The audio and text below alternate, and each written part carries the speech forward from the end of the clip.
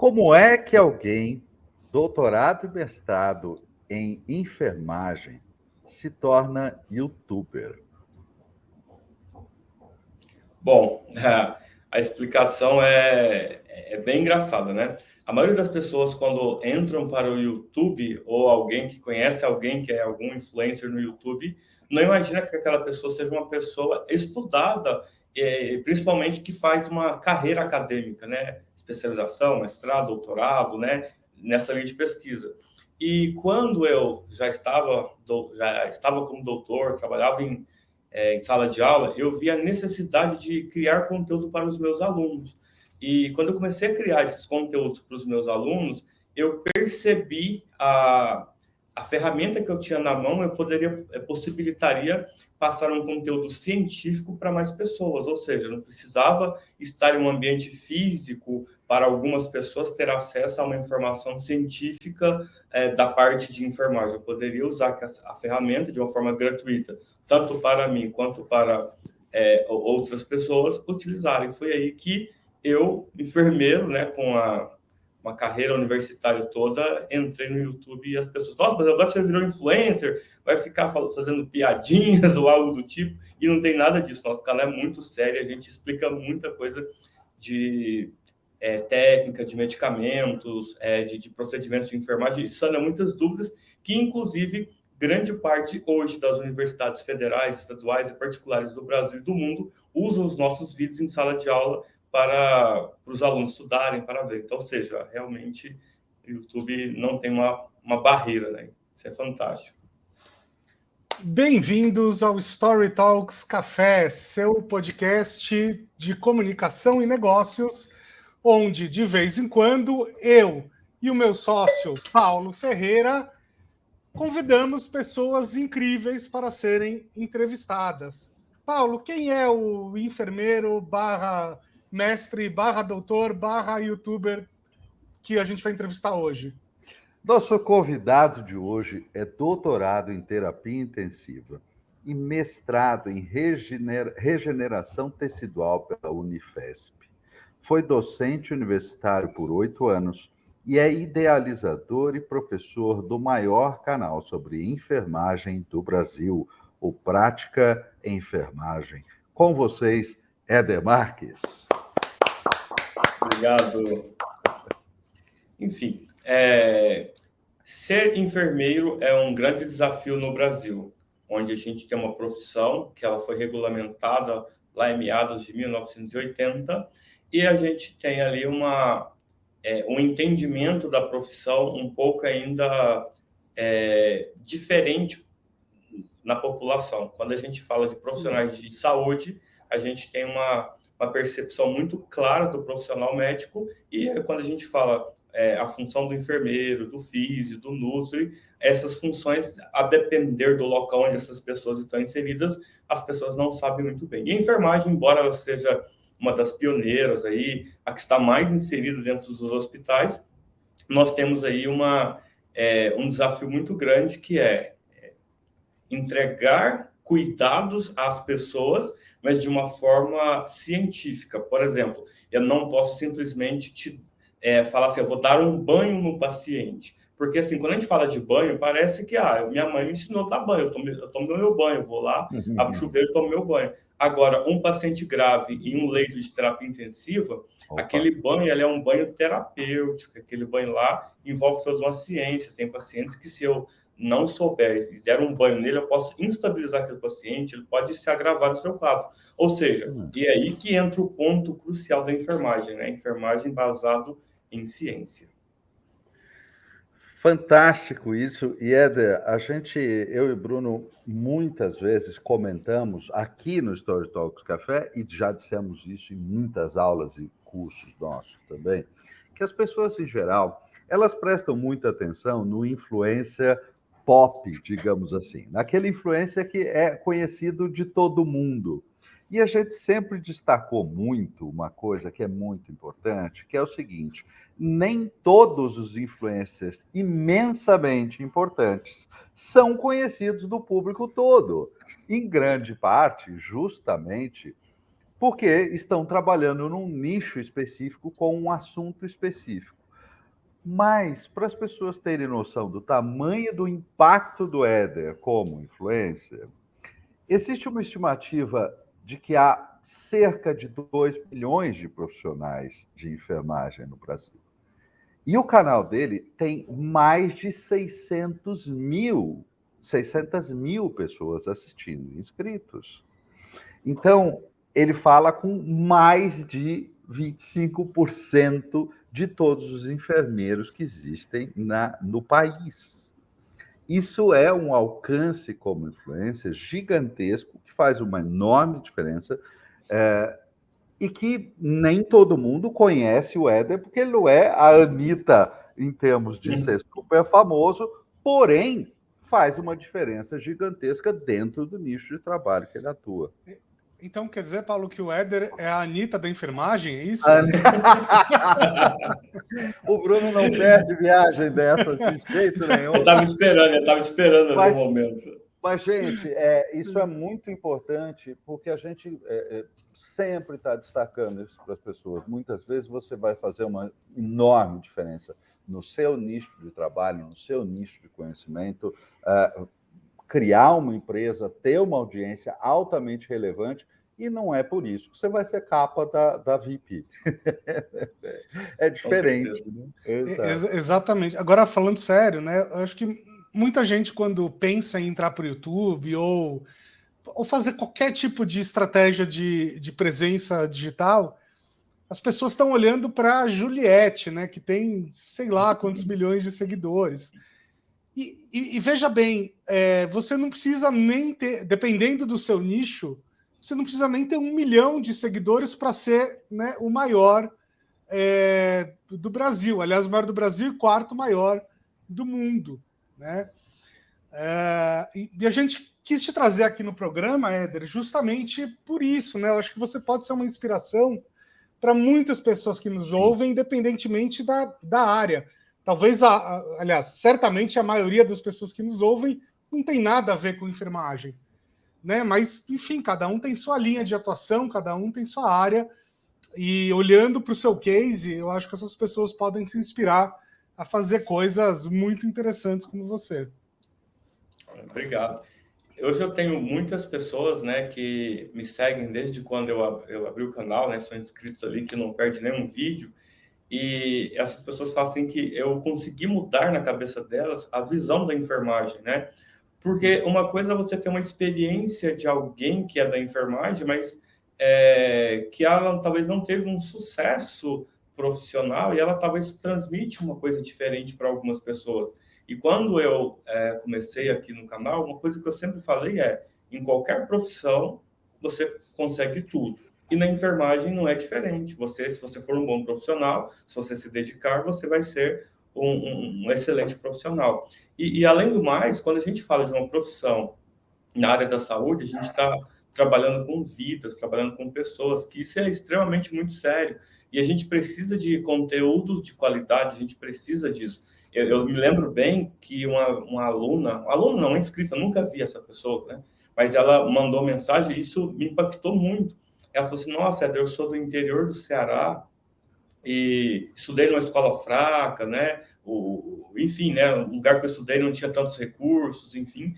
E, assim, quando eu comecei a assistir os vídeos no YouTube, de graça, não pago nada, só ter acesso à internet, comecei a ver os vídeos ali, eu consegui me aprimorar muito, e eu consegui fazer um concurso e passei. Então, ou seja, aquele me impactou, falei, nossa, que legal, cara, eu nunca vi a pessoa lá no interior do Ceará, a pessoa vendo meus vídeos aqui no YouTube, conseguiu se estudar ali, fez um cronograma de estudo ali, e hoje ela conseguiu ter um resultado. Isso é, para mim, muito assim, essa causa social é fantástica, né, que o YouTube consegue dimensionar, né, a nível Brasil e é uma questão que eu considero essencial num país com o tamanho do Brasil e com o tamanho das desigualdades que existem no Brasil. O YouTube, como ferramenta de educação, ele é absolutamente indispensável, porque ele chega onde quase nenhum outro recurso chega. Presencialmente, nem pensar.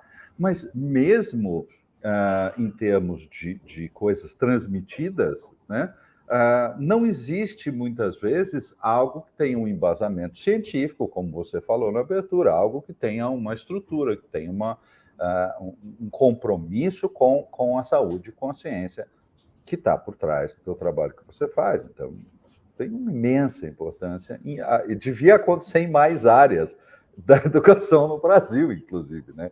Há uma boa inspiração para você aí ouvindo. A sua área tem profissionais sérios com um grande canal do YouTube? Se pergunte isso, que talvez tenha grandes oportunidades aí.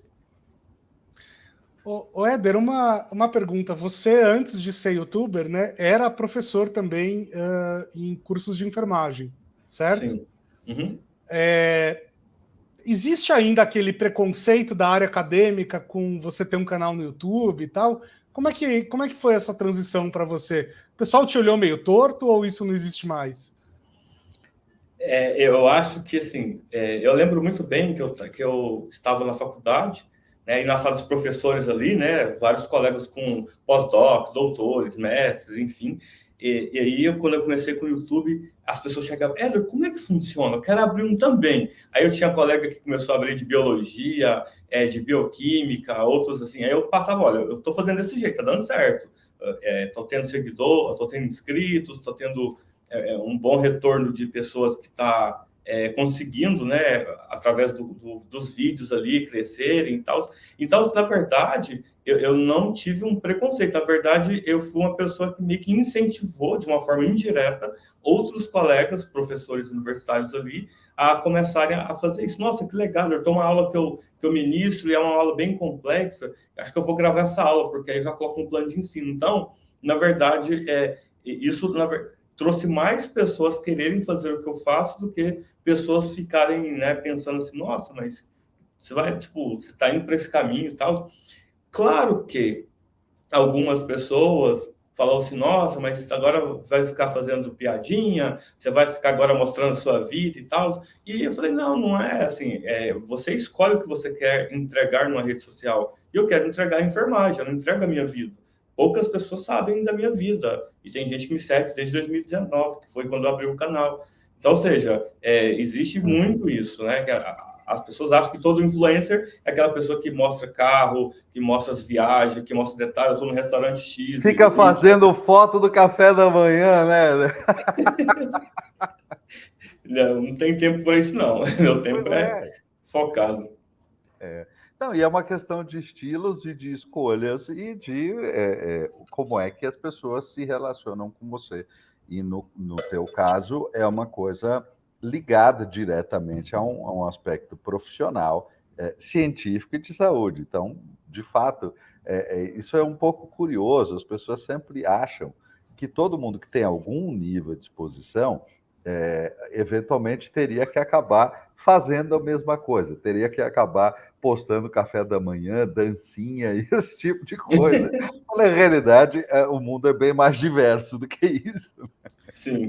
O Éder, você nunca entrou numa banheira de Nutella, não? Então, eu pensei, nossa, seria legal, né? Fazer uma banheira de Nutella. É Nutella mesmo, né? Chocolate que colocaram ali. Bota os potes de Nutella ali na banheira. Mas faz mal para a saúde isso, será?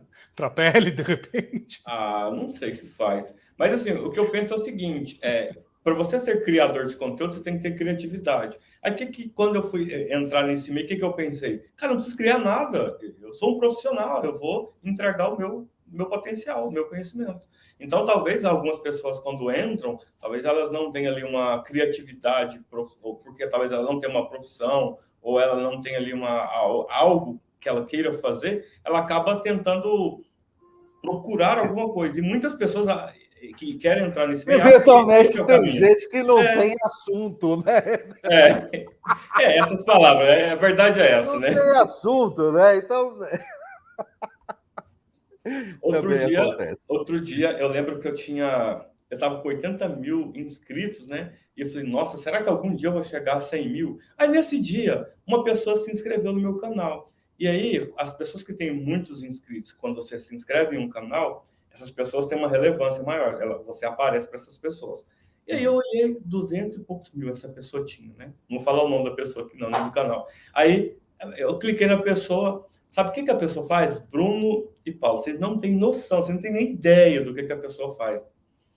Ela vai no supermercado filmar ela fazendo feira. Ela tinha 200 mil inscritos. Ela mostrou, gente, olha só, o Bombril tá mais caro aqui no atacadão, no dia a dia. Ela vai mostrando isso. Comparativo, então, mas o que ela entrega é o comparativo de preço, é isso? Não, ela mostra a feira dela todo mês. Ela vai passando no corredor, ela vai pegando ali e vai. Aí eu pensei, poxa, mas se ela atingiu 200... Assiste isso? Entendeu? Quem assiste isso? Eu respondo para você quem assiste isso. Quem, Paulo? Vai lá. Você nunca se divorciou, né? Não. Isso, então. Existem muitas pessoas que, quando se divorciam, dão de cara com um mundo que desconhecem. E, embora, assim, eu tenha me divorciado, esse não foi o meu caso, não, porque eu faço minha comida desde até a época adolescente. Mas muitos amigos, quando se divorciaram, justamente porque sabem disso a meu respeito, às vezes perguntavam, escuta, como é que faz para escolher não sei o quê, tal fruta no supermercado, como é que você sabe... E gente, isso antigamente, né? Hoje em dia essa informação está tão disponível em toda a rede social que justamente você entra no YouTube e digita como escolher mamão e está tudo bem, tem a coisa lá. Mas aí, no caso, a pessoa trabalhava mais com informações de preço, desse tipo de coisa, daquilo que ela estava fazendo, de compra. Eu, pelo que eu vi, ela faz a feira e ela, cada item que ela pega, ela compara. O mês passado estava mais barato, esse mês está mais caro, esse aqui está mais barato esse mês. E era mais isso. Assim, eu achei interessante, eu falei assim, poxa, mas se ela chegou a 200, foi aí que me deu um gás. Eu falei assim, peraí, cara, eu sou um profissional, eu nem estava pensando em títulos, né, que eu tenho mestrado. Okay. Não, eu pensei, cara, eu vou fazer uma boa entrega, eu vou entregar isso para as pessoas. Sim, já era um profissional com boa formação e já era professor também, que também faz uma diferença na didática para explicar as coisas, claro. Éder, assim, eu não conheço muito bem esse nicho, mas eu imagino que existam outros canais de enfermagem no Brasil e no mundo, né? E aí, assim, não precisa falar mal dos outros canais, mas o que você acha que você faz de diferente para ter chegado nesse patamar? Na verdade, o que eu percebi? Quando eu vi os canais que eram bem maiores, que eu era um embrião, em 2019 eu era um embrião, né? Já tinha canais com 100 e tantos mil, 70, 80, enfim. E aí eu comecei a fazer o seguinte, eu sou professor, do jeito que eu dou aula em sala de aula, eu vou fazer meus conteúdos. Então, em nenhum momento, talvez isso tenha dado certo, em nenhum momento eu fiquei olhando o conteúdo do fulano, do Beltrano, para ver como que eu tenho que fazer o meu. E eu fui espontâneo, falei, não, vou fazer desse jeito, eu vou pôr a câmera aqui para gravar e eu vou dar aula desse jeito aqui.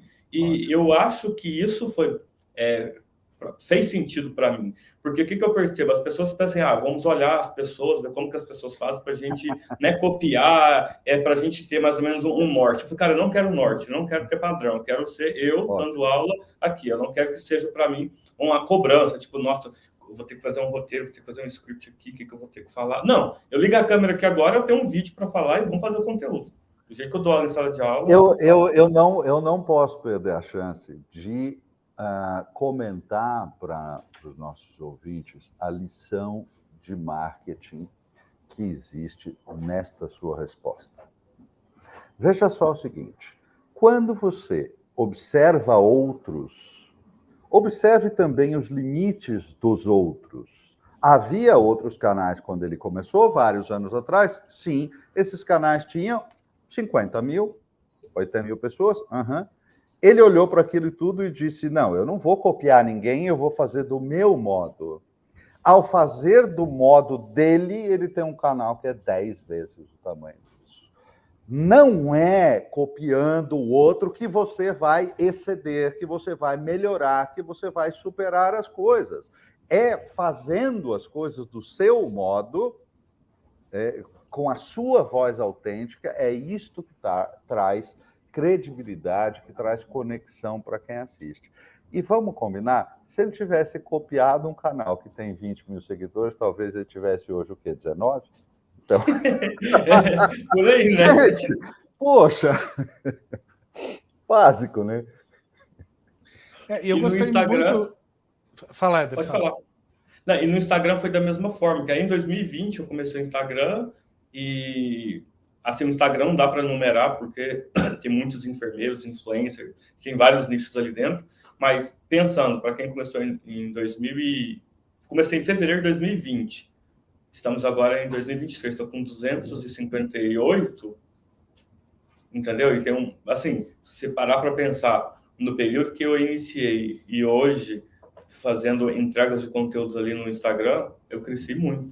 Porque muitas pessoas que eu admirava, nossa, fulano é um professor muito bom, e ele até hoje é muito bom. E hoje eu sou o dobro, o triplo, o quádruplo dessas pessoas, que são muito boas. Pessoas que são palestrantes, né? Pessoas aí da área, assim, que eu sempre admirei e admiro muito. E, assim, eu consegui criar e dominar minha receita e fui...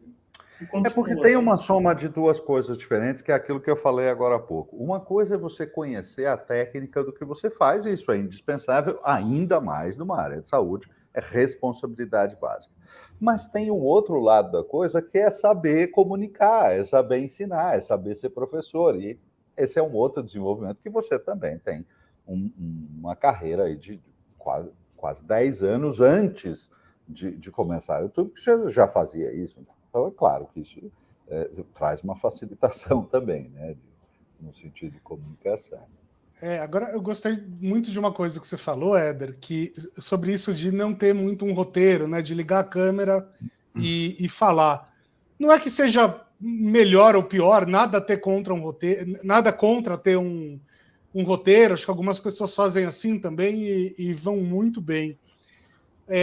Mas acho que isso mostra um senso de acabativa, né? Porque acho que muita gente quer entrar para o YouTube e fica sonhando assim, não, quando eu tiver o roteiro perfeito, quando eu falar do jeito perfeito para a câmera, quando acontecer isso, aí eu vou ter o meu canal. Né? E quanto mais você fica idealizando, mais longe você está de fazer alguma coisa, né? Então você ligou a câmera e começou. Agora, uma pergunta. Quando você começou lá em 2019, você acha que você falava tão bem quanto você fala hoje? Ou você foi evoluindo ao longo do tempo? Não, com certeza eu evoluí. Agora, como que eu comecei o YouTube, né? Acho que nunca falei isso por aqui. Minha esposa, inclusive, né? Ela já fez aí Story Talks, ela que me indicou, graças a Deus, né? Enfim, melhorei bastante. Mas ela é muito tímida, né? Hoje melhorou muito. Ela era muito tímida e ela abriu um canal de viagens para falar de milhas, de viagem, como viajar gastando menos. Quer viajar? Você gosta de viajar? Como viajar gastando menos, economizando, enfim. E aí eu lembro que para ela gravar, a gente tinha uma câmera Nikon, né, de tirar foto, mas que dá para gravar até 20 minutos, né? Enfim, ela colocava lá, se maquiava, colocou luz, né? Os ring lights ali e tal. E ela, não, você tem que sair de casa, eu não consigo, você tem que sair daqui, que você não pode ver eu gravando. Aí, beleza, eu saí. Aí, de vez em quando, mais para frente, ela falou, ela começou a gravar, eu falei, vou ficar lá no quarto. Mas eu ouvia ela gravando, né? Aí ela falava, tal, parava. Não, isso aqui não. Aí ela falava e tal. E, enfim, aí um dia eu falei, cara, eu vou abrir um canal para mim. Eu acho que esse negócio é difícil. Será que esse negócio é difícil? Eu pensei, tá, aí eu pus a câmera ali e tal, cara, e agora? O que eu falo? Eu pensei, já sei. Imagina que isso aqui, que eu tô olhando aqui, é um aluno só, e eu estou falando para ele. E eu dou aula, então vou dar um conteúdo. E aí eu peguei e fiz um vídeo direto, né? Enfim. Nossa, mas não saiu do jeito que eu queria. Falei, cara, mas é um conteúdo que se eu tivesse na sala de aula, eu faria desse jeito. E eu nunca dou a mesma aula do mesmo conteúdo do mesmo jeito. E aí, o que eu comecei a fazer? Eu gravo uma vez só.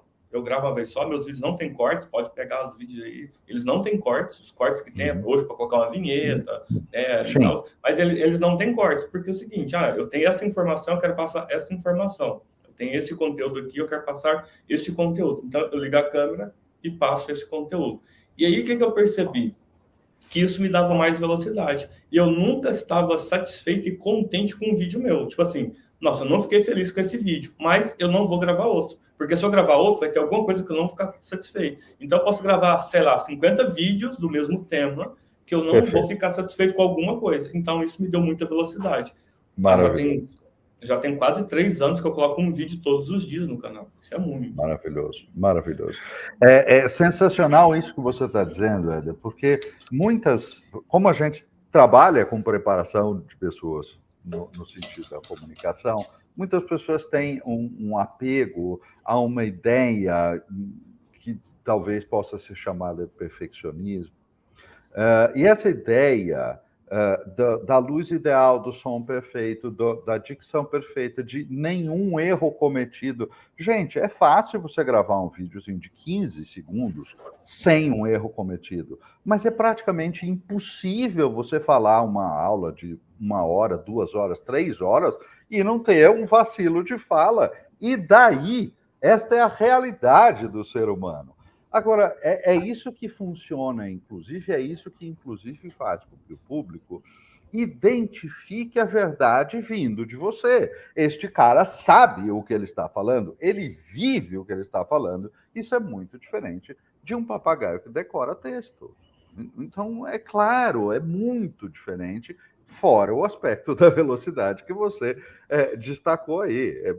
Não dá para comparar. E, assim, depois de vários anos fazendo isso, você já deve ter percebido que talvez alguns tipos de temas, né, bombem mais do que outros e tal. O que dá muito certo aí no seu canal? Surpresas. Não sei, Bruno. Até hoje... É mesmo? Assim, uma vez eu falei assim, vou fazer... Um dia faltava 15 minutos para as 17 horas, eu sempre coloco os vídeos às 17 horas, e eu não tinha vídeo esse dia gravado, não tinha vídeo... Gente, eu preciso de gravar um vídeo para não deixar hoje sem vídeo, porque eu estava numa semana corrida, e eu peguei, sentei, liguei a câmera, fiz um vídeo que, para mim, era um vídeo simples, um conteúdo simples. Esse vídeo atingiu, acho que 100 mil visualizações, assim, 2 semanas. Foi o vídeo, um dos maiores na época, assim, que foi. Então, ou seja, e já peguei vídeo com câmera, né, hoje, né, com câmera, edição boa e tal. Você coloca lá o vídeo, 2.000 visualizações, 1.500, entendeu? Então, ou seja, é difícil de entender. E hoje, depois de um certo tempo, eu tive uma maturidade profissional, pensando aqui como youtuber, que é o seguinte: de todos os meus seguidores, eu tenho alunos e profissionais.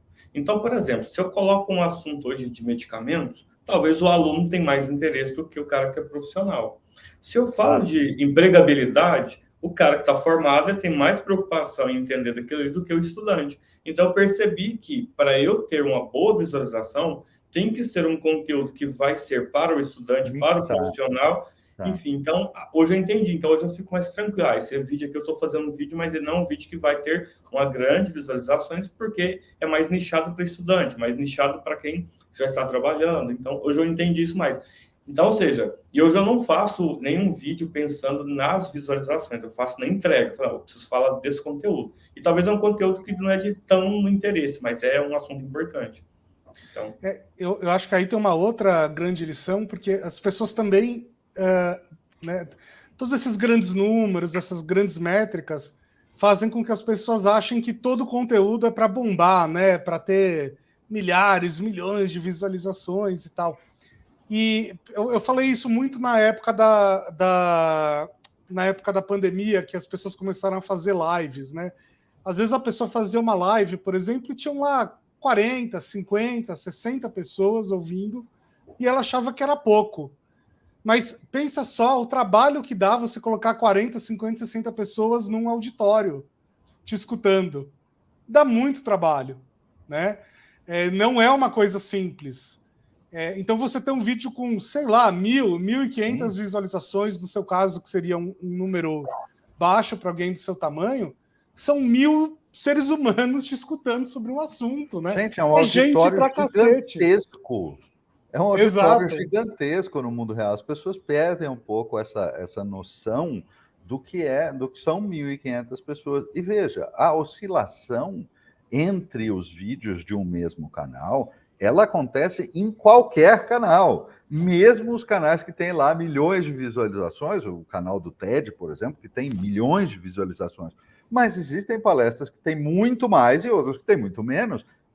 Não tem jeito, sempre vai haver isso. Então, é parte do jogo também, entender que tem essa oscilação natural. Exatamente. E Éder, como é que você faz quando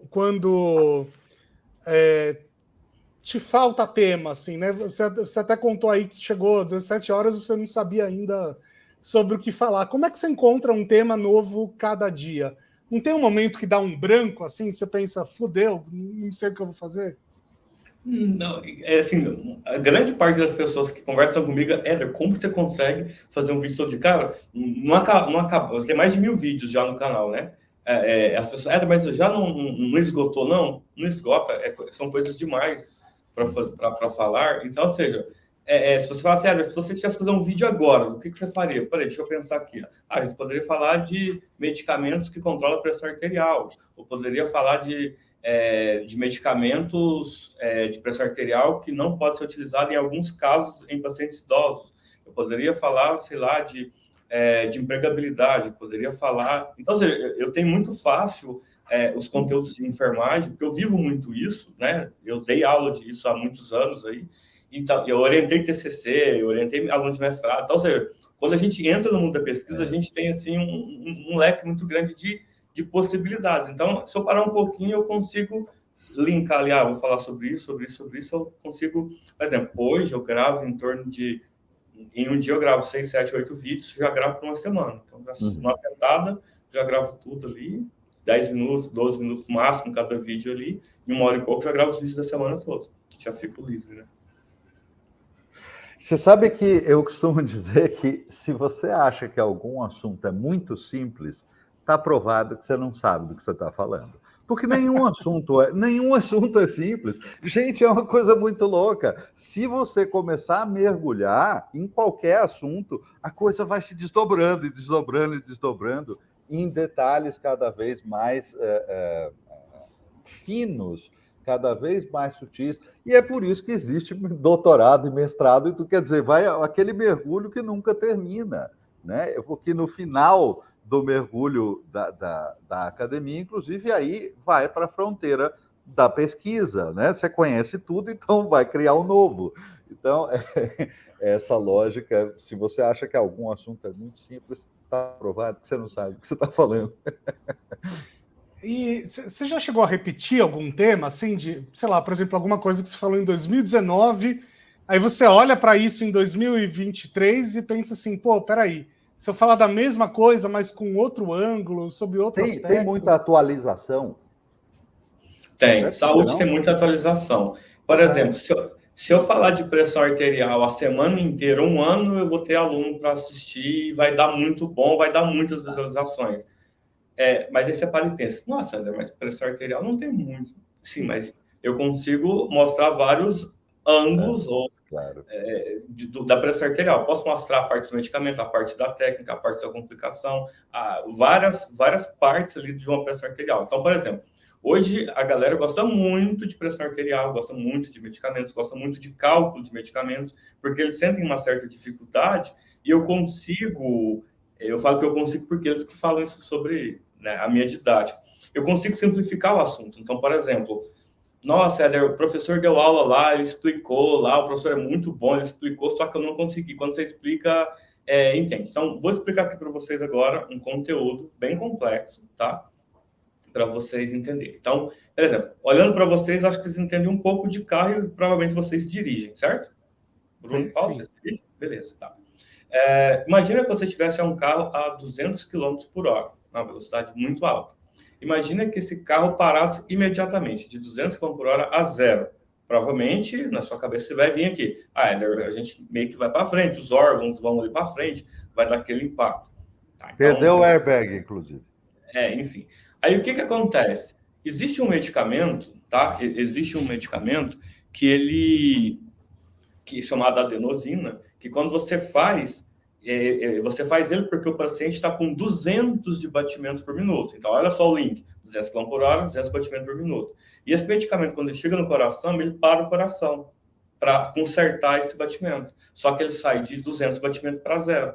Então, eu poderia explicar de uma forma difícil para o aluno, mas eu posso explicar dessa forma fácil e depois explicar a parte científica. Então, eu consigo fazer isso com os conteúdos de medicamentos, que são altamente complexos.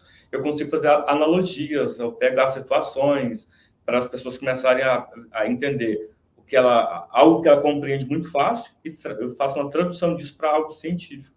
E as pessoas conseguem rapidamente entender. E não esquece, porque ela vai ficar sempre com esse exemplo na cabeça. Esse medicamento faz isso. Tem 40 ao paciente que vai sentir um desconforto. Pensa de 200 km por hora a zero, o desconforto você não vai ter se o carro freasse. Imagina tudo isso. Imagina que o sangue da pessoa está circulando nessa velocidade, ele para, o coração para. Então a pessoa vai ter muito desconforto. Então, você tem que orientar o seu paciente, você tem que falar que vai ter um desconforto. Ou seja, eu consigo passar isso para ele de uma forma diferente e depois eu volto à parte científica que ele consegue captar. Muito legal. Bem rápido. Muito legal. Que aula, hein? Impressionante. De fazer um canal. Né? Quero fazer meu canal agora também. Impressionante isso. Impressionante isso. E o poder de metáforas e analogias, né? Isso aí tem um segmento todo da aula do Bruno que trata exatamente dessa técnica que é poderosíssima, né, Bruno? Você sempre está trazendo isso. Pois é, muito, muito legal. Você sabe se você tem muitos não é bem ouvinte, né? Espectadores que não são da área de enfermagem, mas têm curiosidade sobre o tema? Muita gente. Eles falam, nossa, eu estou estudando engenharia biomédica, eu precisava entender isso aqui, que ela explicou muito bem. Aí, então, tem engenheiros biomédicos, tem gente de direito que vai assistir algum conteúdo para entender para uma peça jurídica que ele precisa, né, fazer uma defesa ou montar um processo ali. Que genial, coisa louca isso.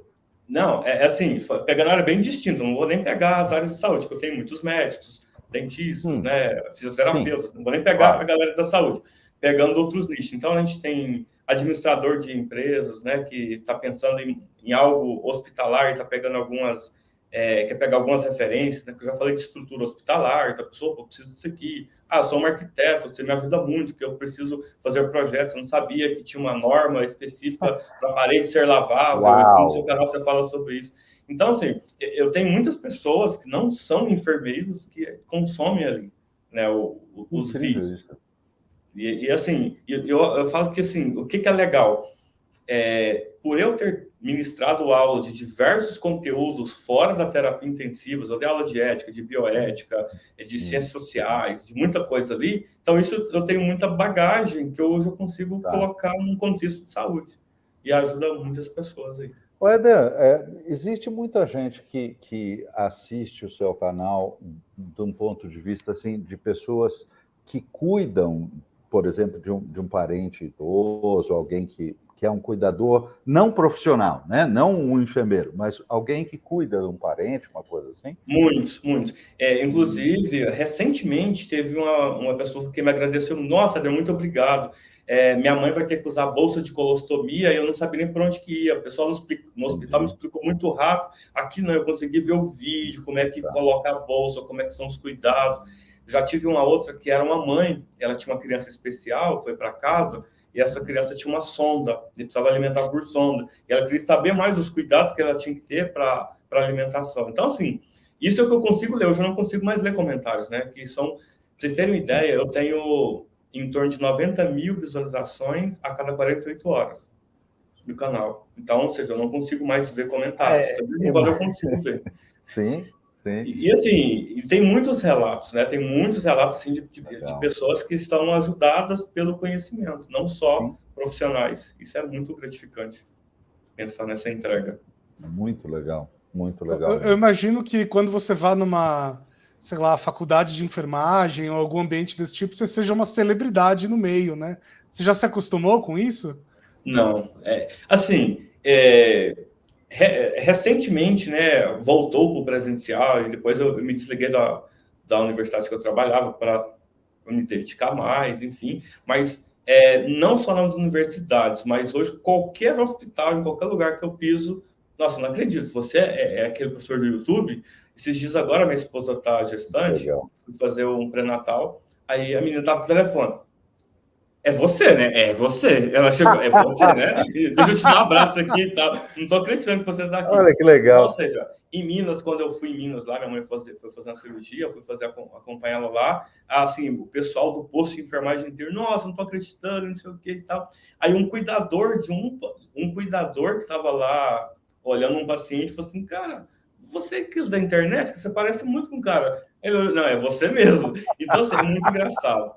Outro dia fui no aeroporto, fui entrar naquela sala VIP, porque eu cheguei um pouco antes ali, vou dar uma descansadinha aqui. Na hora que eu cheguei lá, fui fazer tipo, check-in para entrar na sala, aí o cara, você tem um canal no YouTube? Eu falei, tenho. Ah, cara, sou nutricionista, estava vendo um vídeo seu de dieta, não sei o quê. Olha só. Então, assim, aeroporto, já fui no supermercado, padaria, pessoas que estão estudantes, né, que consomem conteúdo.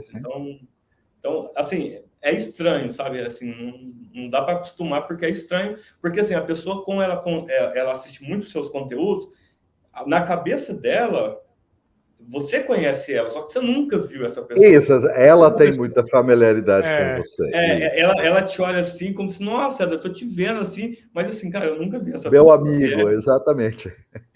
E assim, aí lidar com isso é estranho, mas é legal, assim, eu gosto, eu já fico sorrindo. Quando a pessoa olha para mim sorrindo, pensa, já me conhece em algum lugar, pelo menos eu acho, né? Pelo menos eu vou ser simpático aqui, porque senão a pessoa, nossa, que pessoa grossa, né? Eu vi a pessoa pela primeira vez, enfim, né? Pode passar por isso.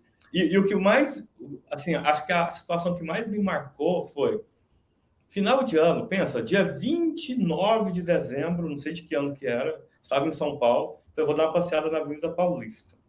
Mas olha só que história assim, interessante. Uma pessoa saiu assim, nossa! Chegou e me dá um abraço, né? Tá vendo minha esposa, né? Ela estava com a esposa dela, ela saiu, foi lá me dar um abraço. E, nossa, sou muito seu fã, não sei o quê. Eu sou enfermeira, meu esposo também é enfermeiro, não sei o quê. Ela é do sul do país, estava visitando os parentes, aí falou assim, eu quero dar um pulinho lá na Paulista. Eles foram lá na Paulista para dar um pulinho lá, para dar uma volta lá. Eu, coincidentemente, eu fui lá também e a gente se encontrou. Então, assim, nunca imaginei que eu fosse ver ela e ela também nunca imaginou que poderia me encontrar em São Paulo, naquele local. Então, ou seja, foi uma situação muito engraçada, que ela se emocionou, sim, nossa, ficou muito tempo emocionada, porque assim, todo mundo ficou sem graça, né? O esposo dela, eu fiquei sem graça, porque ela se emocionou. Isso foi muito interessante, assim.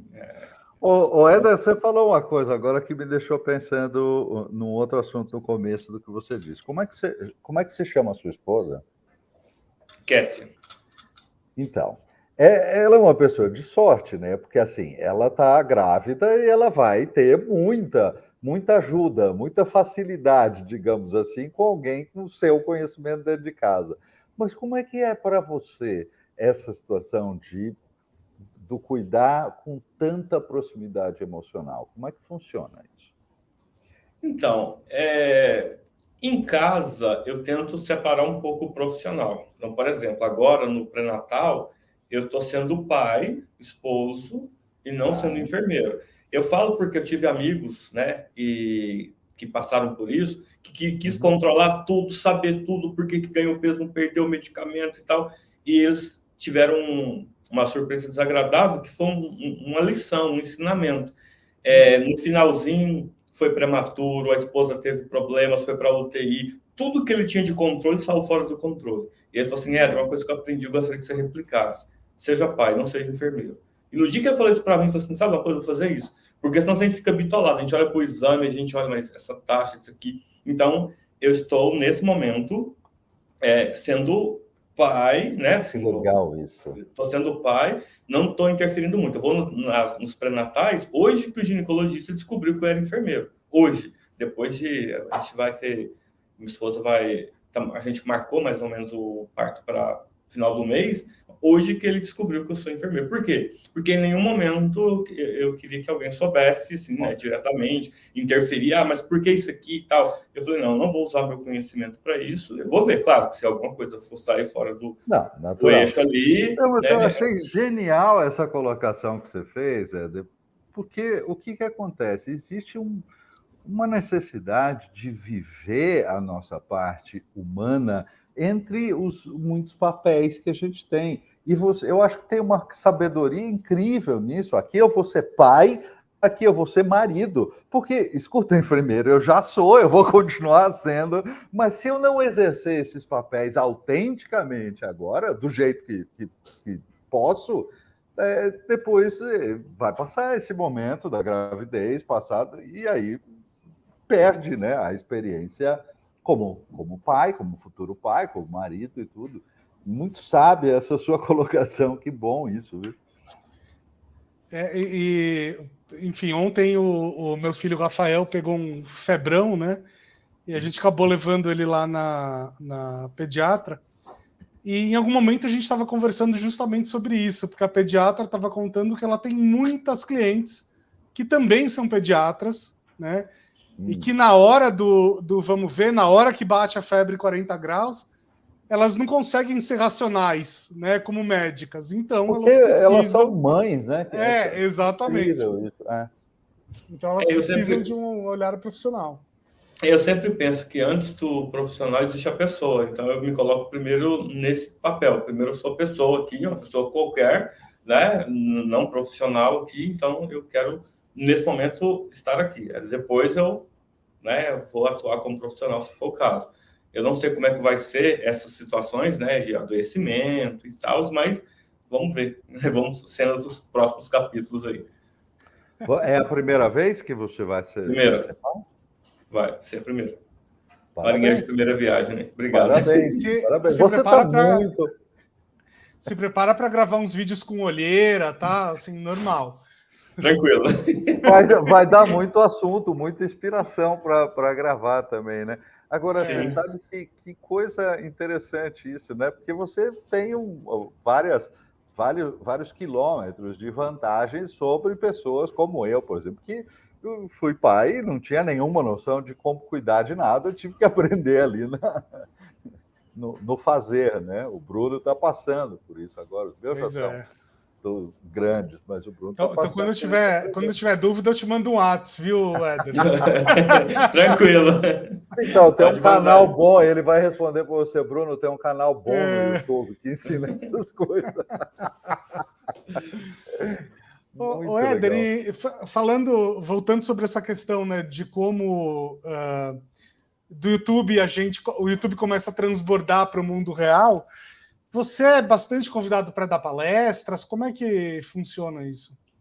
Então, como foi tudo muito rápido, né, 2019 eu praticamente comecei, mas era tipo em pandemia no meio, né? 2020 foi quando 2020 começou a pandemia e aí foi o momento que cresceu muito, porque era um momento que nenhuma instituição tinha conteúdos prontos, eu já tinha, então por isso que o canal Bloom, né, deu um boom, a pandemia impulsionou bastante.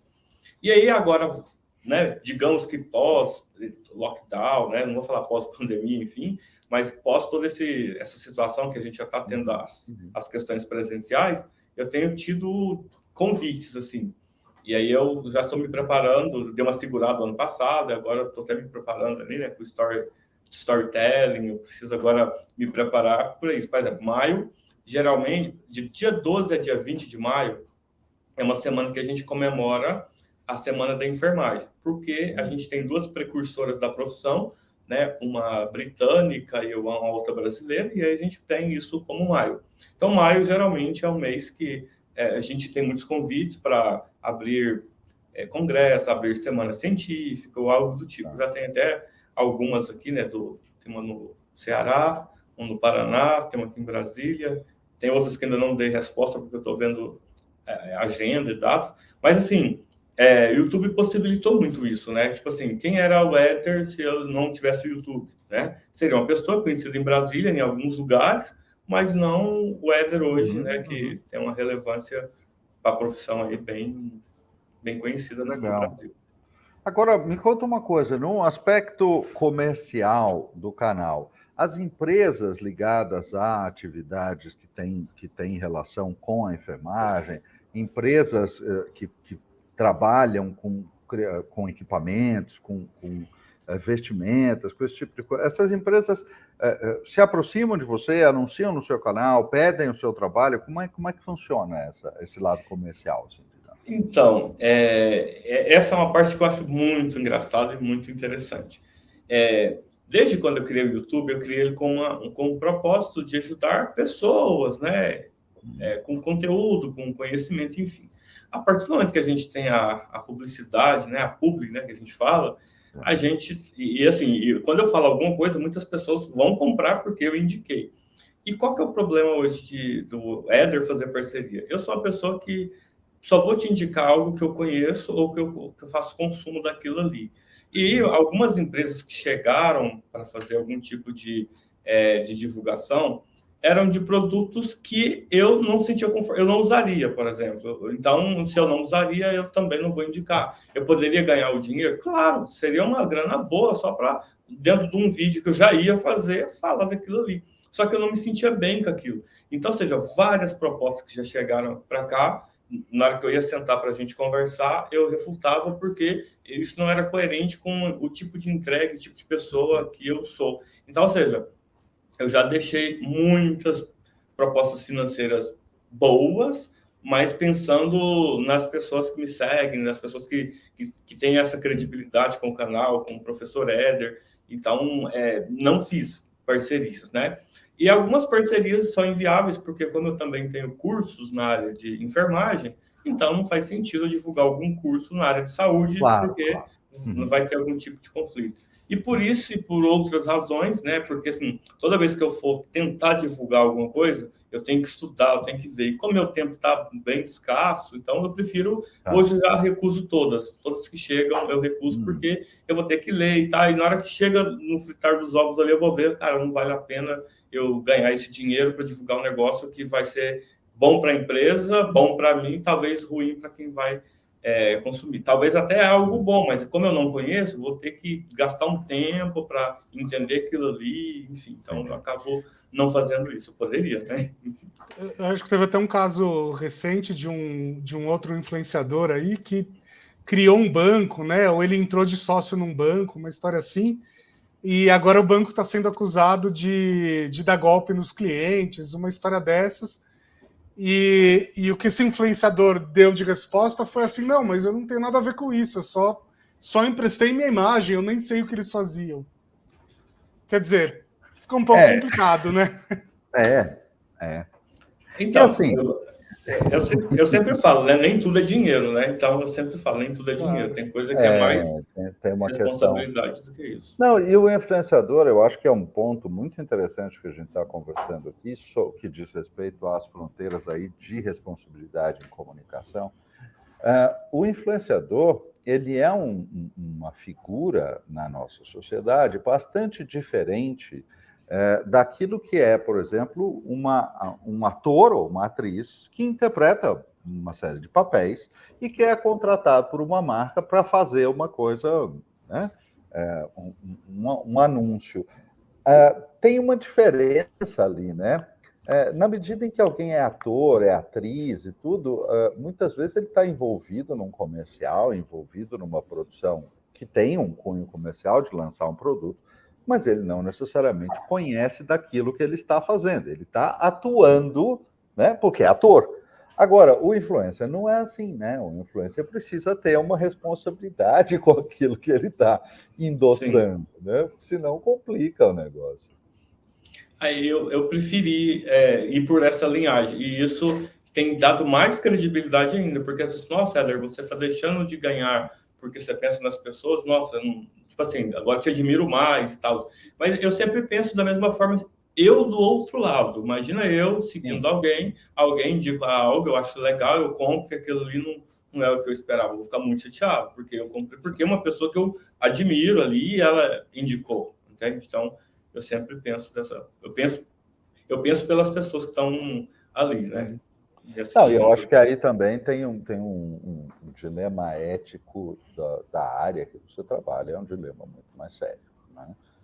Obviamente tem essa seriedade de lidar com a saúde dos seres humanos, com a saúde das criaturas. Então, peraí, né?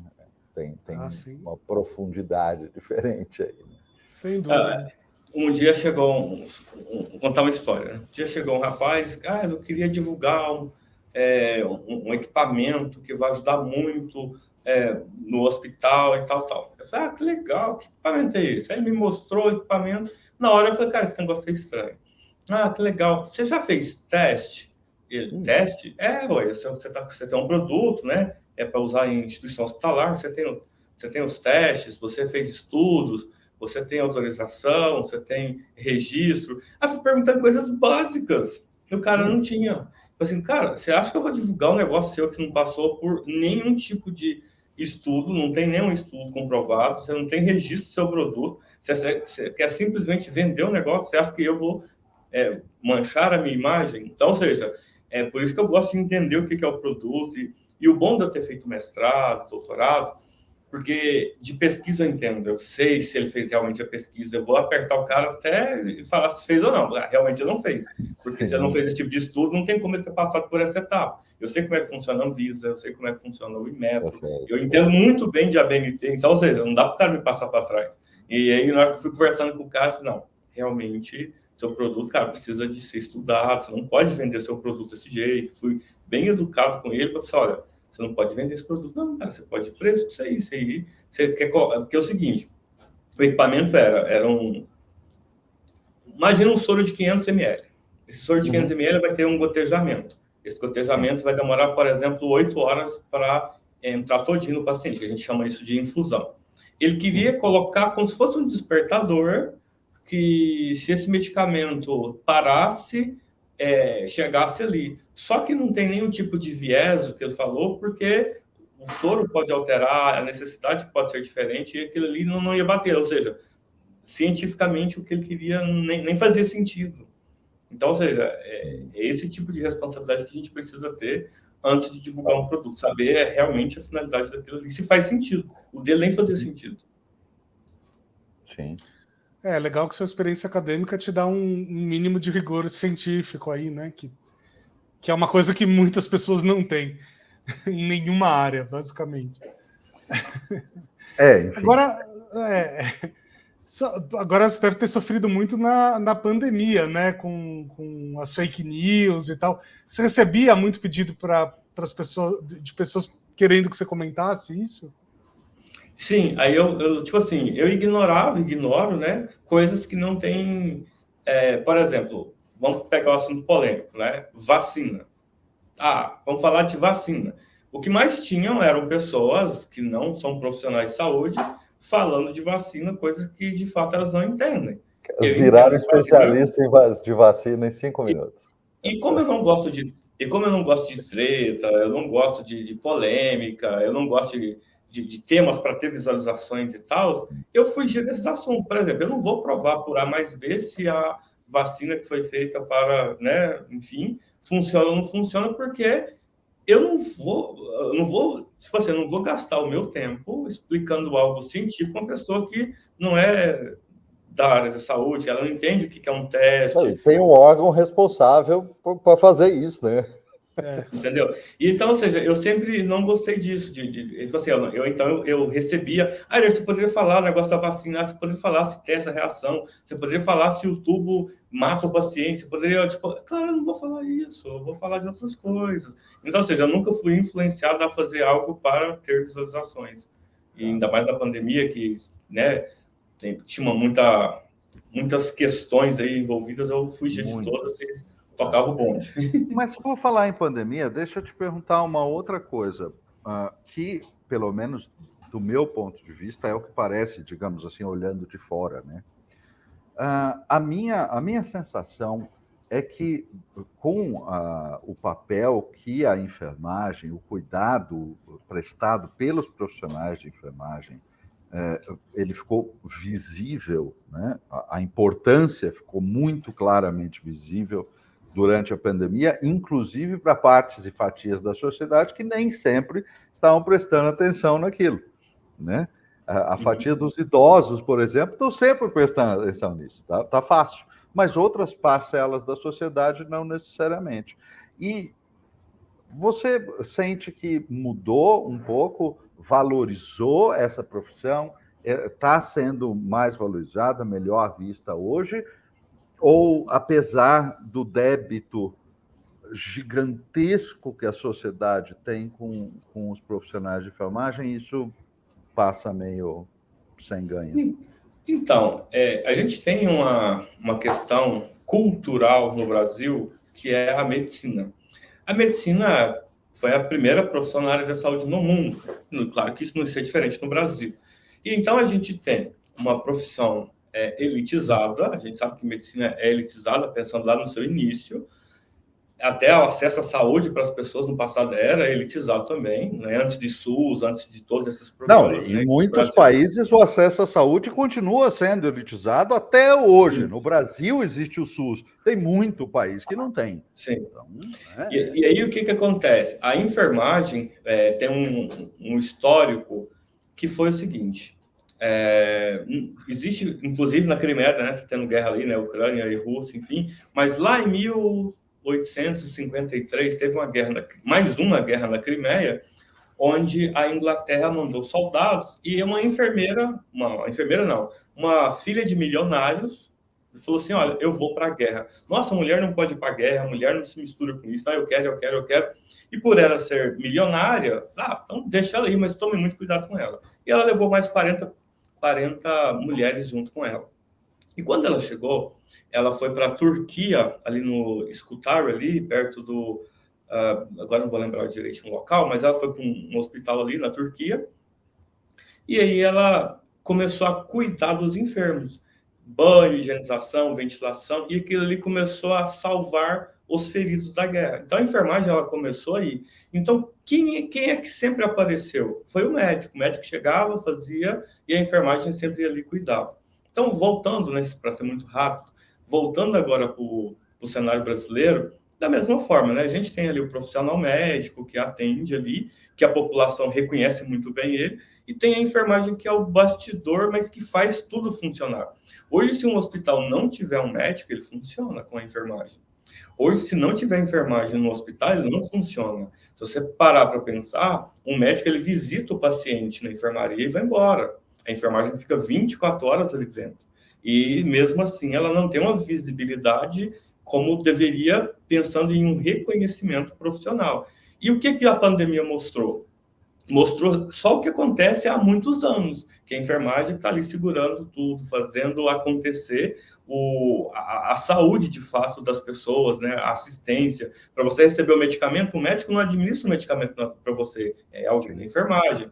Se alguém quer descobrir seus dados vitais, não é o médico que vai lá e verifica, é alguém da enfermagem. E a pandemia, devido principalmente quando começou a mostrar muito a Itália ali, né, aquela coisa toda que aconteceu, começou a mostrar muito o papel que a enfermagem sempre faz, mas naquele momento a mídia deu foco naquilo e teve a visibilidade. E o que acontece? Deu uma boa visibilidade, mas não deu reconhecimento. Ou seja, foi algo sazonal, né? Tipo assim, deu um pico muito bom de visualização na profissão, mas o reconhecimento de fato não tem. Por que eu falo que não tem? Não tem esse reconhecimento. Existem lugares no Brasil que um auxiliar um técnico de enfermagem ganha R$900. Em São Paulo, tem lugares que um técnico de enfermagem ganha 4 mil. Então, a discrepância que a gente tem. A gente tem enfermeiros, né? O cara que estudou 5 anos, faz 2 anos de especialização, que ganha R$1.500. A gente tem lugares no Brasil, tipo São Paulo, que ele ganha acima de R$10.000 fazendo, assim, né, a mesma função. O que difere um hospital do outro? Claro que a complexidade do hospital, né, o ticket que o hospital tem, porém, R$1.500 é muito, para uma pessoa de nível superior, cuidando de vidas ali, é muito baixo. Então, ou seja, não tem esse reconhecimento. E desde 1987, se eu não me engano, existe uma proposta de um piso salarial para a categoria. E esse piso salarial, piso salarial é de interesse político, né? Então, como a enfermagem nunca teve uma representatividade forte, politicamente falando, então ela nunca conseguiu. Só que o ano passado as coisas mudaram. Por quê? Mais visibilidade, mais internet, muitos enfermeiros se candidatando como deputados, e aí muitas pessoas levantando a bandeira dessa questão do piso salarial. E o que acontece? Conseguiu, né, ser aprovado no Senado Federal, na Câmara dos Deputados, né? Depois de tudo pronto o piso salarial, aí a gente teve uma interferência hospitalocêntrica, né? onde vetou esse piso. Então, ou seja, o mínimo garantido para um profissional trabalhar, que seria o reconhecimento, ele de fato não tem. Isso não é da atual do governo, né? Isso está há 30 anos, há diversos governos, né, que tem isso. Então, ou seja, teve uma visualização, mas não teve um reconhecimento. O que eu sempre falo? Hoje a gente tem um reconhecimento na enfermagem a depender do esforço de cada um. Infelizmente é assim. Ou seja, se você se esforça muito, você vai estar bem. Mas se você se esforça muito, mas está no interior do Brasil, lá vai ser aquele salário se você quiser trabalhar como profissional naquele local.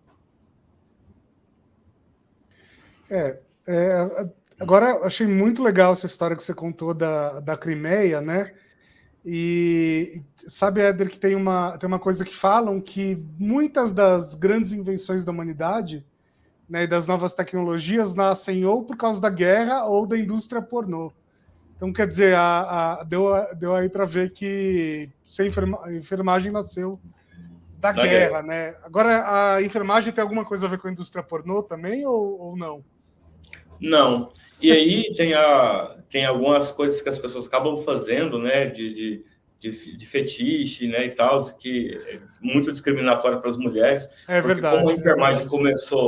Como a enfermagem começou majoritariamente, até hoje é uma categoria feminina, né, os profissionais, 85% são do sexo feminino, e a gente tem essas discriminações ainda em alguns lugares, né, por alguns outros profissionais de saúde, enfim.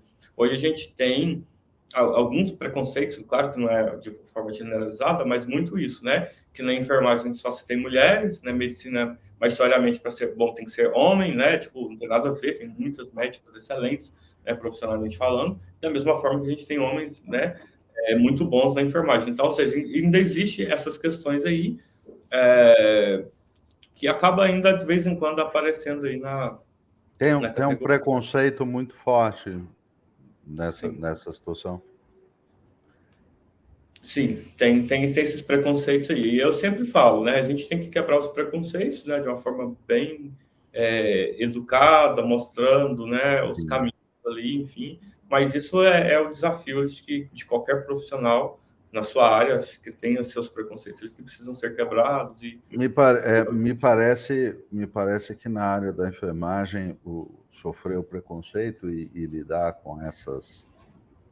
É óbvio, né, gente, que é difícil lidar com qualquer espécie de preconceito, que no fundo é sempre uma estupidez, mas é muito difícil lidar com preconceito em qualquer atividade. Mas na enfermagem, a proximidade entre as pessoas, né, porque o enfermeiro, para cuidar, ele tem que estar perto. Isso deve adicionar um componente muito mais difícil ainda, né?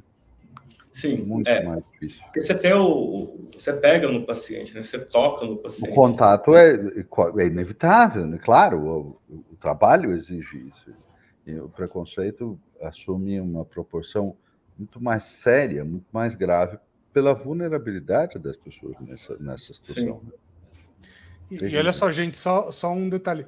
Antes que eu seja cancelado, tá? Eu fiz a pergunta pro Éder como uma piadinha, eu nem tinha imaginado todo esse lado, e o Éder tem toda a razão, fiquei até meio sem graça aqui, então, pelo amor de Deus, não me cancelem. O bom é, na realidade, que a gente teve a oportunidade, através dessa pergunta, de jogar a luz nesse aspecto, que, sem dúvida, é importante para todos os profissionais de saúde, para todas as pessoas, mas que é muito importante aí, um desafio que me parece mais incômodo ainda, aumentado por essa presença, por essa questão do contato muito próximo, né, com as pessoas.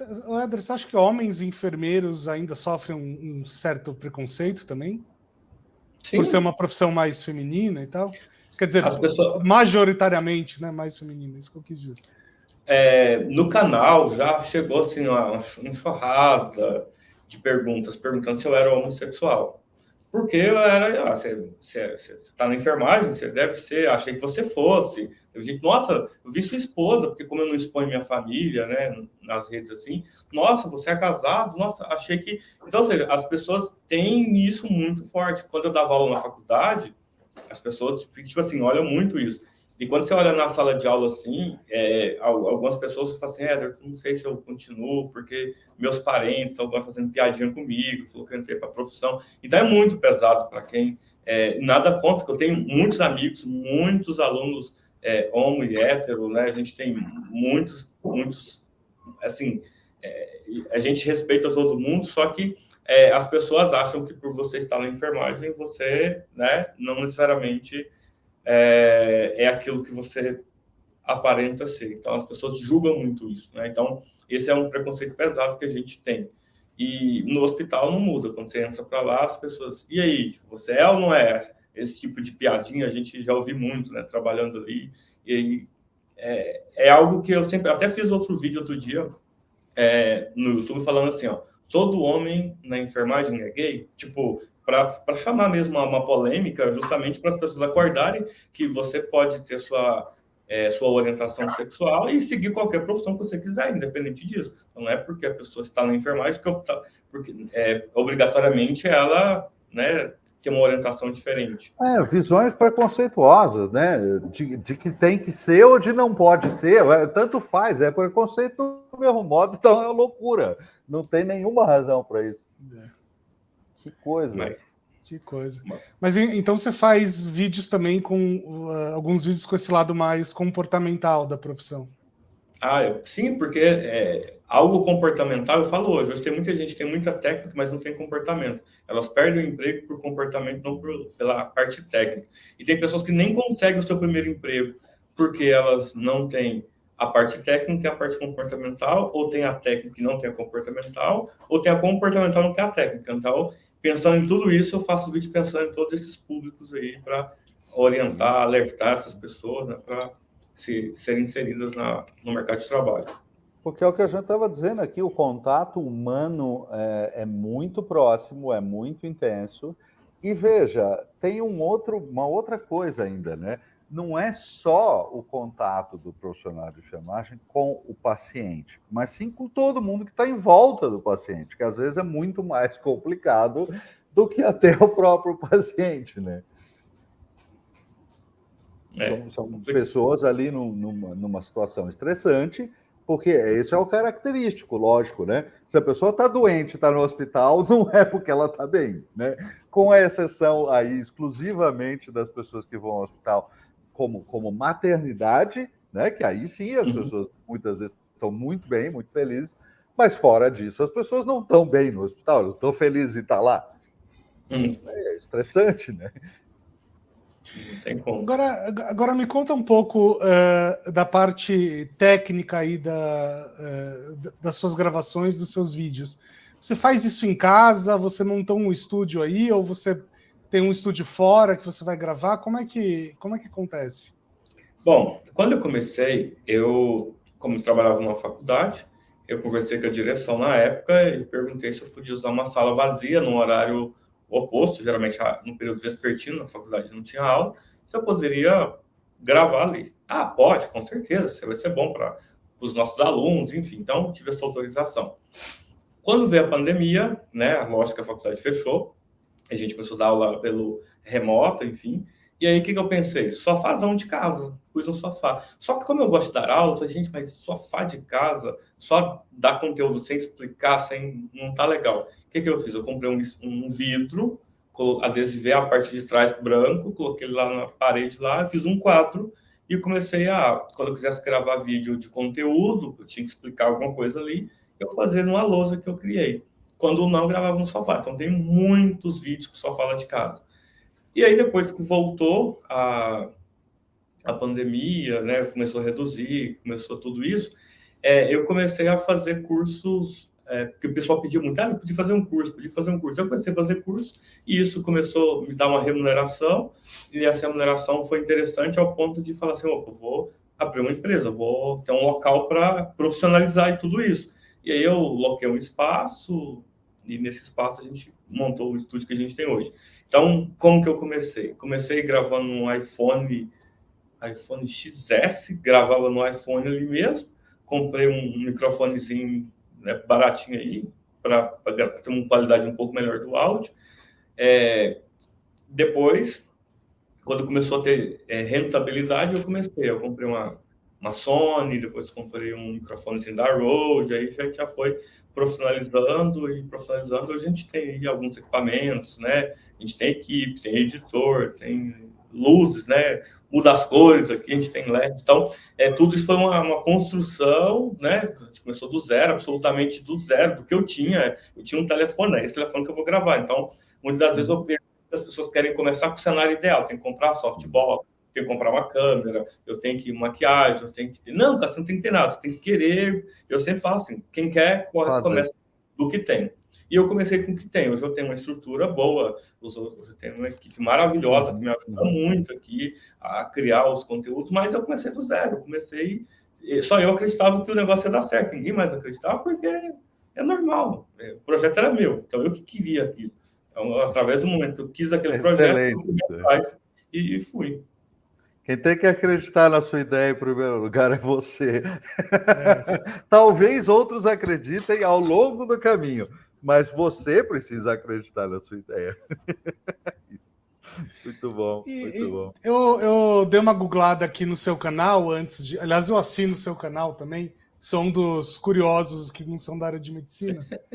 Mas eu dei uma olhada antes do programa e eu vi que você está fazendo bastante YouTube Shorts, né? Os especialistas aí estão falando que o algoritmo do YouTube tem premiado bastante quem faz shorts e tal. Como é que você enxerga isso? Não, é o futuro. Começou agora, janeiro desse ano. Agora eu tenho um gerente de conta, né? Até ganhei isso, não sabia. Um dia um cara entrou em contato comigo. Nossa, eu sou seu gerente de conta do YouTube. Eu, como assim gerente de conta? Ah, não. Pelo número de seguidores que você tem, agora você tem um gerente de conta.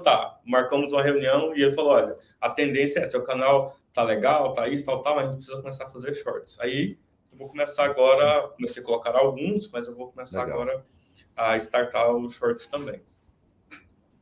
Você faz vídeos separados para os shorts ou você usa cortes dos vídeos normais? Então, estou usando vídeos específicos. É o seguinte, o que eu estou fazendo? Eu gravo ali um Reels para o Instagram, dele eu já replico para o TikTok, replico também para o YouTube. Então, ainda estou fazendo isso aqui. É muito conteúdo para criar, muitas redes para alimentar. Sim. Sim. Não, e no fundo também todos esses 3 formatos que você citou, eles foram criados, inspirados uns dos outros, na verdade. Então, sim. É isso aí. Muito, muito legal. Éder, que dica que você daria para alguém de qualquer área, pode ser de medicina, contabilidade, sei lá, direito, seja lá o que for, mas alguém que queira abrir um canal do YouTube ou esteja pensando em fazer isso, que dica que você pode dar para essa pessoa?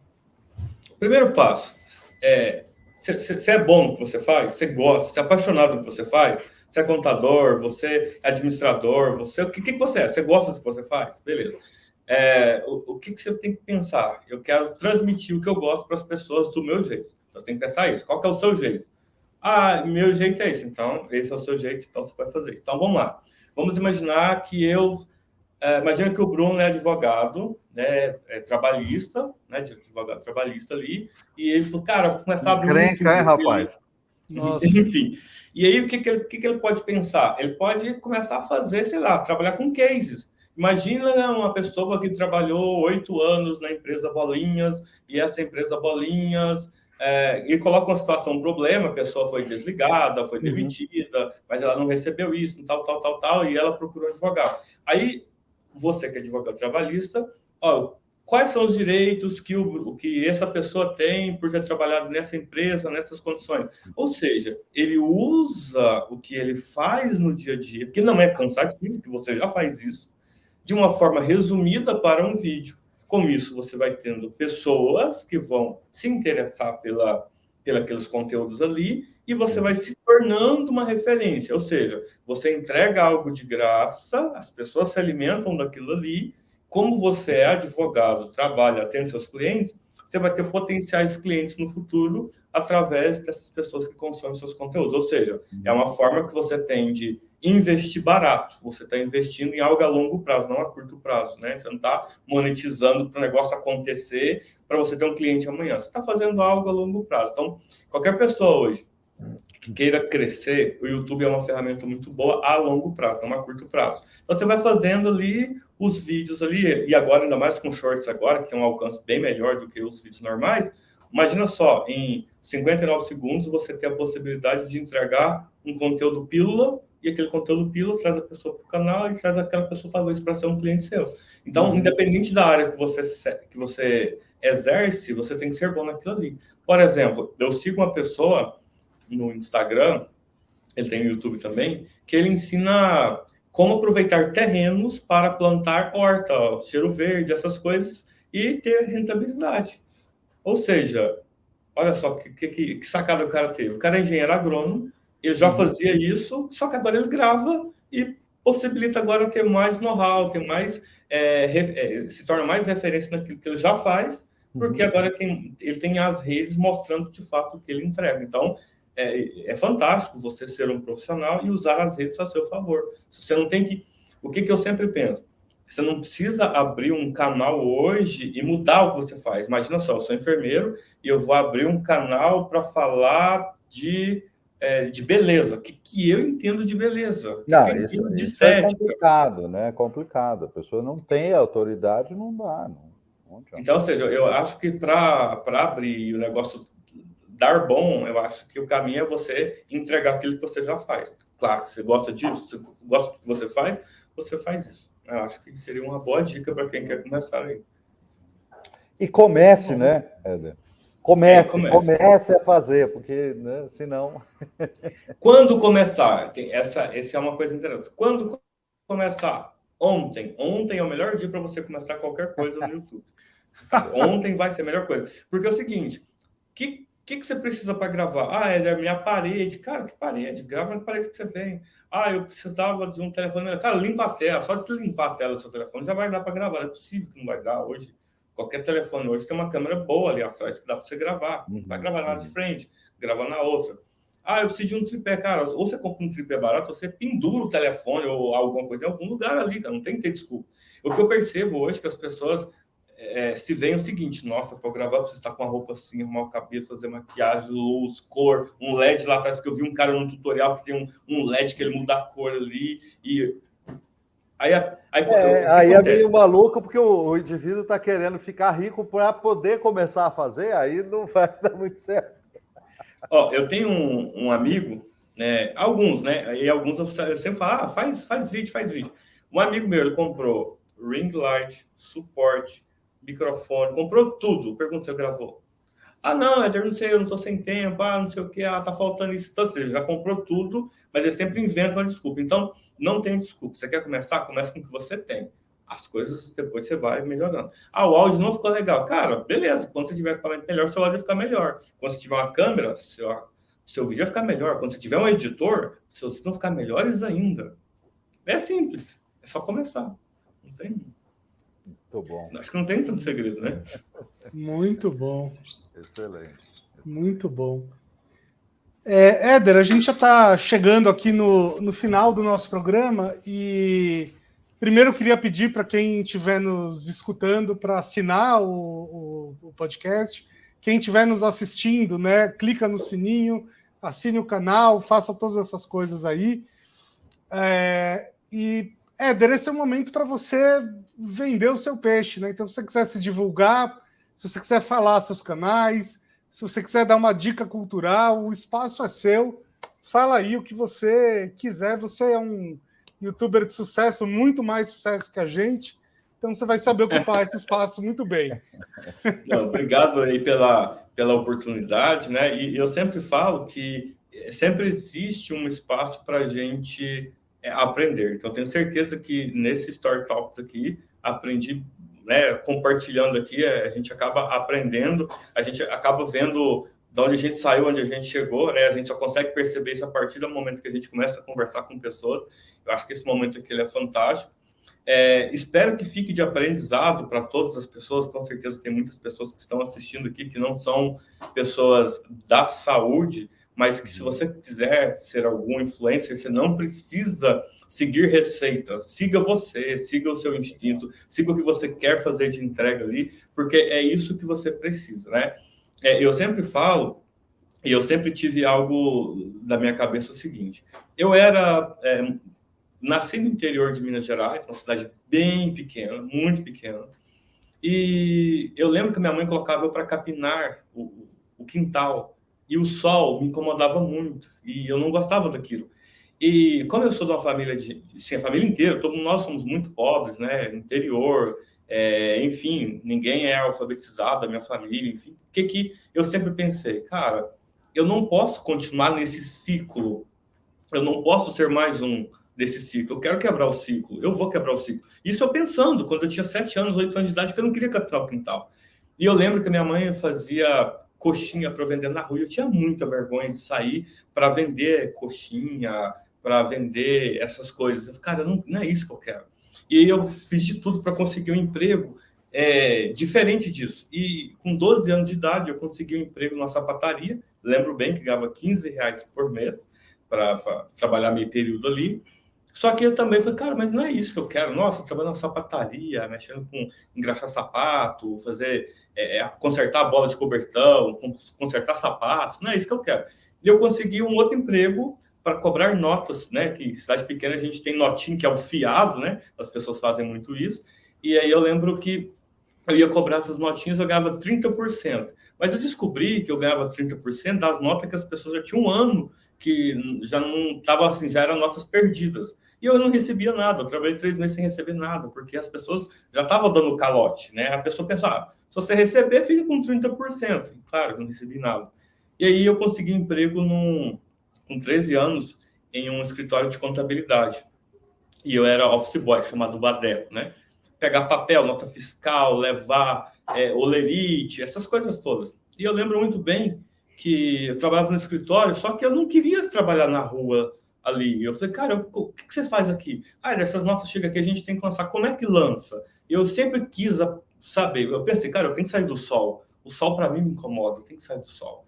E aí, só que eu não tinha vaga ali dentro, mas eu já sabia lançar notas fiscais, eu já sabia como é que funcionavam as coisas ali. E daquele emprego eu passei para um outro. Nesse outro já era uma empresa um pouco maior, e aí as pessoas que trabalhavam lá, eu tinha 10, 15 anos, e eu pensei, nossa, a pessoa tem 15 anos trabalhando aqui, fazendo isso, ganhando esse salário, eu lembro que eu ganhava um quarto do salário mínimo, né? Na época eu ganhava um quarto do salário mínimo. E trabalhava o dia todo e estudava à noite. Então eu já estava sacrificando meus estudos, e era uma coisa que eu não gostava, né, de sacrificar meus estudos, e com o salário que eu ganhava, e não tinha nenhuma instrução familiar, que eu tinha que fazer uma faculdade, que eu tinha que fazer alguma coisa, eu peguei e me matriculei no CCAA, que era a única escola de inglês que tinha na minha cidade. Eu falei, cara, eu preciso de inglês, né? Porque o inglês à noite, quem estuda à noite, o inglês já não era bom na escola pública. À noite acaba sendo um pouco pior no interior. E eu comecei a fazer inglês. As pessoas, nossa, mas você é metido, você está fazendo inglês. Para que você está fazendo inglês? Ah, eu quero fazer inglês, não sei o quê. Eu lembro quando eu cheguei no ensino médio, eu falei, cara, eu preciso de faculdade. Pô, você vai fazer contabilidade, eu trabalho aqui, todo mundo faz contabilidade. A prefeitura paga, você pega o ônibus, você vai para outra cidade, vai e volta todo dia. E eu falei, cara, eu não quero isso, né? Não é isso que eu quero uma coisa diferente, eu quero a área da saúde. Quando eu fui descobrir o que era a área da saúde, eu descobri que tinha medicina, que todo mundo conhece, tinha enfermagem, eu falei, enfermagem, acho interessante, mas vou fazer qualquer área. Eu lembro que eu passei lá em Fernandópolis para biomedicina, só que meus pais não tinham condição de arcar com nada, e eu passei em enfermagem em Uberlândia, na Unitri. E eu ganhei 44% pela faculdade e 60% pela prefeitura. Foi para 100%, sendo de graça. E eu peguei e fui para estudar. E eu lembro que quando eu entrei na faculdade, eu falei, caramba, eu entrei na faculdade, eu sou a única pessoa da minha família inteira que entrei na faculdade, agora eu tenho que sair daqui, eu tenho que formar. Então, eu nunca tive nenhuma dificuldade com os conteúdos de enfermagem ali, mas eu tinha dificuldade de pensar, cara, e se a gente não conseguir formar? Então, minha preocupação era conseguir concluir o curso. Só que aí eu passei necessidade financeira, eu passei fome na faculdade, e eu lembro muito bem que eu falei assim, cara, eu preciso de dinheiro, como que eu vou ter dinheiro aqui? Éder, nossa, aquela matéria foi muito difícil, se você quiser aula particular eu te dou, só que era um conteúdo que o professor tinha acabado de passar o conteúdo, a pessoa disse, dá quanto desse conteúdo? Eu cobrava aquele para ter um lanche, para conseguir comprar um salgado. E era conteúdo bem completo, tipo bioquímica. E eu estava dando aula de bioquímica, aí depois foi farmacologia, aí o pessoal precisava formatar o trabalho em ABNT. Eu formato. Eu ia para o computador da faculdade, que eu não tinha computador. Pegava o trabalho da pessoa, formatava nas normas da BNT ali para ter um dinheiro, e eu falei, cara, eu quero ser o melhor enfermeiro, cara, eu quero ser o melhor, eu quero ser muito bom. Então, a faculdade em si, eu fiz muito, quase de tudo. Eu formatava o computador, eu colocava o Windows, eu pirateava o Windows para o povo. O que você quer no computador? Eu faço. Eu estudava, eu pegava o tutorial. Eu precisava de dinheiro, eu tinha que formar. Minha cabeça, eu tenho que me formar. E aí, quando eu me formei, eu não consegui nada, né? Eu falei, cara, e agora? Não consegui nada. E uma amiga minha falou assim, Éder, se você tiver fé, eu tô indo para Brasília, eu consegui um emprego lá, cara, ela é muito bom de emprego. Olha, não tem como ir, não tem dinheiro, não tem nem mala para pôr minhas roupas. Éder, você quer ir? Você vai ficar na minha casa de graça, até você conseguir alguma coisa. Então eu vou. O máximo que acontecer é você me emprestar dinheiro para eu voltar para casa dos meus pais. E assim eu vim para Brasília. Eu vim para Brasília com a minha mala, com as minhas roupas, uma sacolinha de plástico, porque eu não tinha mala. Fiquei de favor. Com uma semana que eu estava aqui, eu consegui o primeiro emprego. Aí desse primeiro emprego foi para o segundo, e eu sempre estudando, tentando dar o meu melhor, e estudando.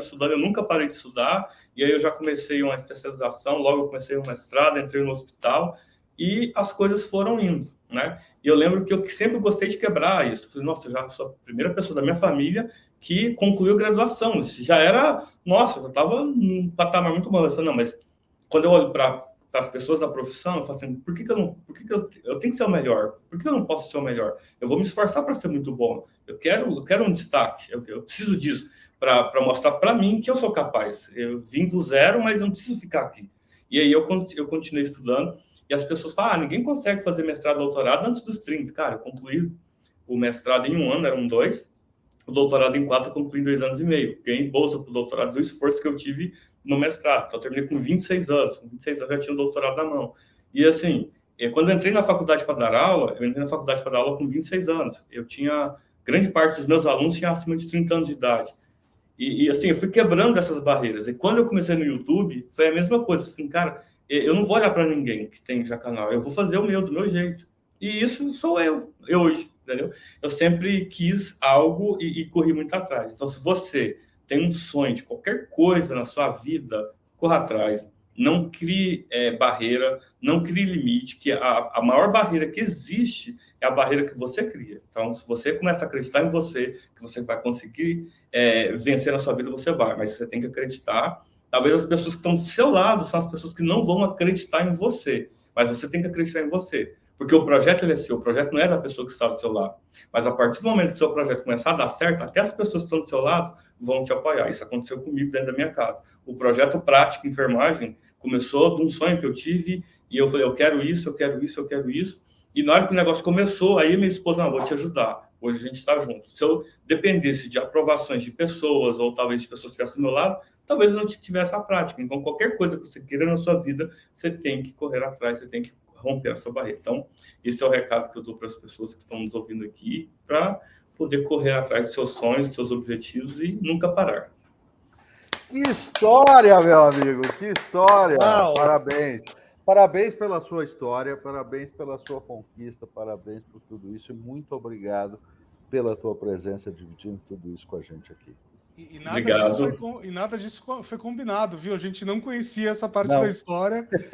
Foi realmente uma surpresa. Parabéns, Éder. Impressionante. Isso. Obrigado.